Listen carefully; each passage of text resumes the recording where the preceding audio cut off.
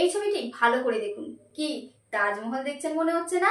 আসলে কিন্তু তা নয়, এটি মধ্যপ্রদেশের বুরহানপুরে তাজমহলের অনুকরণে বানানো একটি বাড়ি, যেটি তৈরি করিয়েছেন আনন্দ প্রকাশ চোকসি তার স্ত্রী মঞ্জুষা ভালোবাসাকে চিরস্থায়ী করবার জন্য।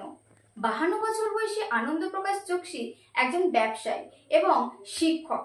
তার নিজস্ব স্কুলও রয়েছে, আর তিনি বাড়িটিও বানিয়েছেন সেই স্কুল প্রাঙ্গণেই। বাড়িটি তৈরি করতে সময় লেগেছে 3 বছর, আর খরচ প্রায় 2 কোটি টাকা।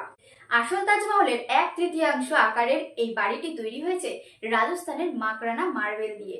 ভেতরে আছে 4টি বেডরুম, রান্নাঘর, লাইব্রেরি এবং একটি মেডিটেশন রুমও আছে সেখানে। বাড়িটির গম্বুজ 29 ফুট উঁচু এবং রাতে আলোকসজ্জায় এটি তাজমহলের মতোই ঝলমলে করে।